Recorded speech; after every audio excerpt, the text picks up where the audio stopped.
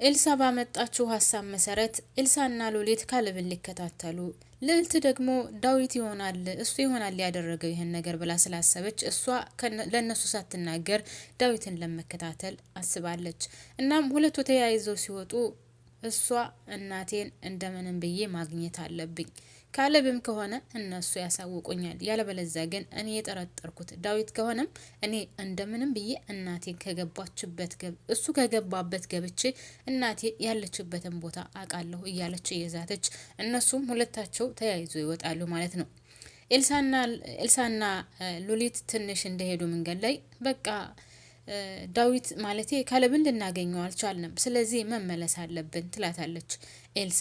ልዕልትም እሺ በቃ እውነትሽን ነው፣ ካሁን በኋላ የምናገኘው አይመስለኝም ስትላት፣ ኤልሳ ደግሞ በጣም የሚገርመው ነገር ካሌብን ልንፈልግ መውጣታችን ነው ማመናችን ራሱ ስትላት ለሉሊት ደግሞ እንደ ምን እያልሽ ነው ያለሽው? አንቺ ያመጣሽው ሀሳብ እኮ ነው፣ ምን እያልሽ ነው ያለሽው ስትላት፣ እንዴ እኔ ባመጣውም ራሱ ይሄን ሀሳብ አንቺ ተቀበይዋለሽ ወይ አላሰብኩም ነበር፣ እንደ ሀሳብ ካመጣሽልኝ ለምንድን ነው የማልቀበለው ብላ ስትላት፣ አይ እኔ በቤታችሁ ምንም ያክል ሀሳብ ስሰጥ ተቀባይ ስላልሆንኩኝ እናም ደግሞ ትቀበሉኛላችሁ ብዬ ስላላሰብኩ ነበር ይሄን ሀሳብ ያነሳሁት፣ ነገር ግን እናንተ ተቀበላችሁኝ ስትላት፣ ቆይ እኛ ቤት ስለኖርሽ ማለቴ አስከፍተንሻል የሆነ የተፈጠረ ነገር አለ ስትላት፣ አይ በፍጹም ፈርቼ ነው እንጂ እስካሁን ድረስ የተፈጠረ ነገር የለም ስትላት፣ በፍጹም ካሁን በኋላም አይፈጠርም፣ እናም እኛ ቤት እስከ ኖርሽ ድረስ ደግሞ ደስተኛ ሆነሽ እንድትኖሪ ነው የምፈልገው ስትላት፣ እሺ በቃ አመሰግናለሁ ተባብለው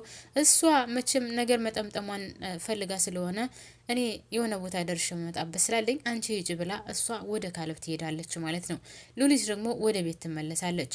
በሌላ በኩል ልዕልት ለወይዘሮ አልማዝ ደውላ ወይዘሮ አልማዝ እንዴት ነሽ ደህና ነሽ ካለቻት በኋላ የእናቴ ነገር ግራ ገብቶኛል፣ የት እንደገባች አላቅም፣ ምን ውስጥ እንዳለችም የማውቀው ነገር የለም ስትላት፣ አድራሻውን ብላ ስለጠየቀቻት ስለ አድራሻዋ ምንም ነገር አላቅም ትላታለች። ከዛም እሷን እያወራች እያለ ዳዊት ይመጣል ማለት ነው። ዳዊት እናትየውን ማለት የልዕልትን እናት መትቶ አሰቃይቶ ምናምን ስመለስ ሞተሽ አገኘሻለሁ እያላን ነበር። እና እሷም ዳዊት ሲመጣ እንዴ ዳዊት የት ነበርክ ምናምን ብላ ስጠይቀው አይመለከትሽም፣ ስለኔ በፍጹም አይመለከትሽም ይላትና እና ሉሊትን ፈልጌ ነበር ሲላት፣ ሉሊት የለችም፣ የምትናገረው ነገር ካለ ለኔ ንገረኝ፣ እሷ ከኔ የምደብቀው ነገር የለም ስትለው፣ በፍጹም ላንቺ አልነግርሽም፣ ላንቺ የምነግርሽ ነገር የለም፣ እፈልጋታለሁ እሷን ሲላት፣ እሷስ የለችም ስትለው፣ በቃ ይፈልግሻል ባያት ብሎ ወደ ክላሱ ገብቶ ወዳው ትንሽ ሳይቆይ ጃኬቱን ይዞ ይወጣል። ከዛም ቆይ ዳዊት አሁንም ተመለሰ ልትሄድ ነው ስትለው፣ ስላንቺ እኮ አንቺ ልጅ አይመለከትሽም አልኩሽ እኮ ሲላት፣ እንዴ ቆይ ደግሞ ልብስህ ምንድን ነው የሆነ ነገር አለ ስትለው፣ ምንም የሆነ ስራ እየሰራው ነበረ ለዛ ነው ይላታል። እሷ ግን አይታለች የሆነ የበሰበሰ ነገር ብቻ ያው የሆነ ነገር እንዳደረገ አቃለች ማለት ነው። እናም በቃ የሆነ ስራ አለብኝ ሉሊትን እንደምፈልጋት ንገሪያት ብሎ ይወጣል ማለት ነው። እሷም ይህን ሰውዬማ ወይም ይህን ልጅ እግር በእግር መከታተል አለብኝ፣ እግር በእግር ተከታተዬ ካለበት ቦታ መድረስ አለብኝ ብላ ስላሰበች እሱን ከስር እየተከተለችው ነው። ሰላም ጤና ይስጥልኝ ውድና የተከበራችሁ የቻናሌ ቤተሰቦች በያላችሁበት የዓለም ዳርቻ ሰላማችሁ ይብዛልኝ። እንኳን በደህና መጣችሁ ወደ ቻናሌ። ለዚህ ቻናል አዲስ የሆናችሁ ደግሞ ላይክ እና ሰብስክራይብ እያደረጋችሁ ነባሮች ላይክ ማድረጋችሁን አትርሱ። ከልብ አመሰግናለሁ። እናም እንግዲህ ልዕልት ዳዊትን እየተከታተለችው ነው። ዳዊት እናቷ ወዳለችበት ቦታ እየሄደ ነው። ልዕልት ከኋላው እየተከተለችው ነው። በሌላ በኩል ኤልሳ ከሉሊት ተለያይታ ወደ ካሌብ ሄዳለች። ካሌብን በጣም የሚገርመው ነገር እኔ አሁን የመጣሁበት ምክንያት ሉሊትን ነይ እንሂድ ብያት ነበር። ሉሊት ግን ደከመኝ ብላ አልመጣችም። እናም አይገርምህም አንተን ለመሰለል ወይዘሮ ልዕልት ባወጣችሁ እቅድ አንተን እየሰለልን ነበረ። ነገር ግን ሉሊት ደከመኝ ስላለች ወደ ቤት ተመልሳለች። እንሂድ ብያት ነበር ትለዋለች ካሌብን። እሱም ምን እኔን እየፈለጉ ማለት ምን ተፈጥሮ ነው ሲላትኝ እናትየውን ያገትካት አንተ ነህ ብለው ስላሰቡ ሉሊትም ይሄን ነገር አምናበታለች። እናም በጣም የገረመኝ ነገር ምን እንደው ታውቃለህ አንተን እውነትም እሱ አግቷት ይሆናል ብላ ሉሊት ራሷ ማመኗ ነው ስትለው እና ሉሊት አመነች። ሉሊት አምና እኔ እንዳገትኳት አምና እየፈለገች ነበር ሲላት፣ እንዴ ምን እያልክ ነው ያለው? እኔ እኮ በጣም የገረመኝ ነገር ቢኖር ደግሞ እሱ ነው። እንዴት ሉሊት ታምናለች? ትለዋለች ካለብን። ካለብ ደግሞ ጅል ስለሆነ የእሷን እንትን ይቀበላል ማለት ነው። እናም ይኸውልህ ካለብ፣ ሉሊት በፍጹም ለአንተ ምንም አይነት አመለካከት ጥሩ ነገር የላትም። ይኸውልህ አንተ ወንጀለኛ አድርገው ነው እያሰቡ ያሉት። እናም እንደውም አሁን እንኳን እዚህ እንሂድ ብያት ነበር፣ ነገር ግን አልመጣችም። እና ዳዊት እኔ ያለውልህ፣ አይዞ አታስብ ትለዋለች። በጣም የሚገርመው ነገር እኔ እሷን በጣም ነበር መወዳት። እንዴት እንደዚህ ታደርጋለች? በቃ በእኔ ወስናለች፣ ቆርጣለች ማለት ነው። እኔ ማንም እንደሌለኝ አውቃለሁኝ፣ ማንም ካጠገቤ እንደሌለም አውቃለሁ ሲላት፣ ይችን ነገር ተጠቅማ ደግሞ ወይም ይችን ደካማነቱን ተጠቅማ ውይ ካለብዬ እኔ እኮ አለሁልህ፣ እኔ ካጠገብህ እኮ ነኝ። ለምንድን ነው እንደዛ የምትለው? እኔ አንተ ተከፍተ ማየት በፍጹም አልፈልግም ብላ ታቅፈዋለች ማለት ነው።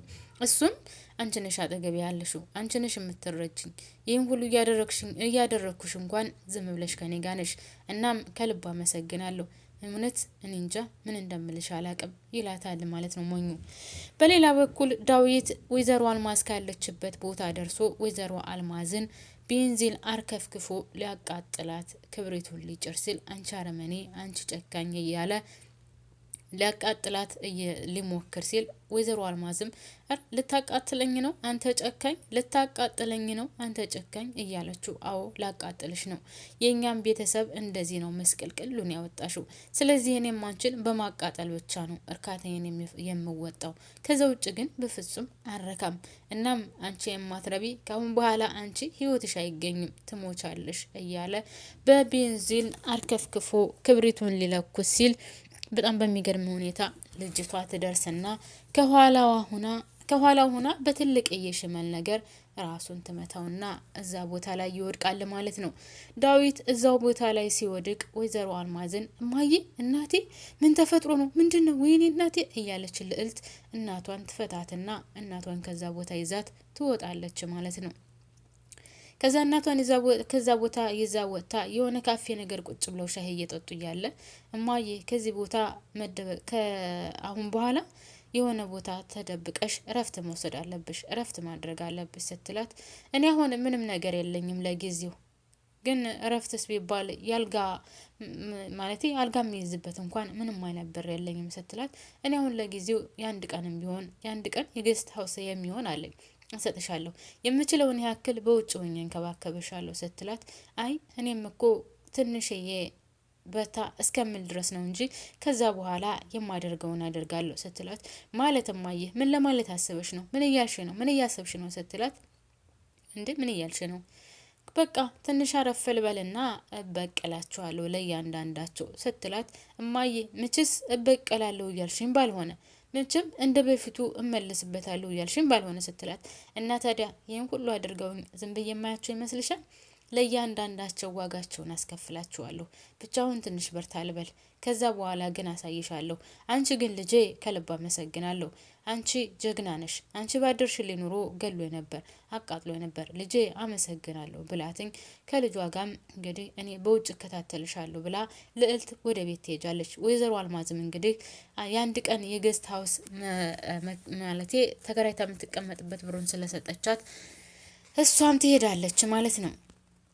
ከቤት ገብታ ሉሊት ደግሞ በጣም አዝና ነበረ። ምክንያቱም ልዕልት ስለቆየችባት ምን ሆና ነው የቆየችው ብላ፣ ወይኔ ምን ሆና ቆየች ልዕልት ስደውልላትም አታነሳም እያለች በጣም እየተጨነቀች ነበረ። ከዛም ልዕልት ወደ ቤት ስትገባ ሉሊት በጣም አስባ ስለነበረ፣ ልዕልቴ ምን ሆነሽ ነው? ስደውልልሽ እኮ አታነሽም፣ የተፈጠረ ነገር አለ ስትላት፣ አይ ምንም የተፈጠረ ነገር የለም፣ በቃ ምንም አዲስ ነገር የለም፣ ፈለኩኝ አላገኘዋትም፣ በቃ ምንም አማራጭ የለኝም ስትላት፣ እና ታዲያ እኛም እኮ ካለብን ተከታተል ነው ያገኘነው ነገር አዲስ ነገር የለም ስትላት፣ አዎ በቃ ምንም አማራጭ የለኝም ስትላት፣ እና ካሁን በኋላ ምን አይነት መፍትሄ መጠቀም አለብን ብላ ሉሊት ለልዕልት ስትጠይቃት፣ በቃ ካሁን በኋላ ያለን አማራጭ ለፖሊስ ማመልከት ነው ስትላት፣ ሉሊትም ይህን ነገር እኮ እኔም በፊት ብዬሽ ነበር፣ ለፖሊስ እናመልከት እኮ ብዬሽ ነበር፣ አንቺ ዝም ስላልሽኝ ነው እንጂ ስትላት፣ በቃ ካሁን በኋላ ምንም አይነት አማራጭ የለንም። እናም ካሁን በኋላ ለፖሊስ ማመልከት ነው ያለብን ትላታለች። እናም በዚህ ተስማምተው ሁለታቸውም ይደመድሙታል ማለት ነው። ውድና የተከበራችሁ ቤተሰቦች እኔ ከዚህ ላይ ያበቃለሁ። ላይክ ማድረጋችሁን አትርሱ።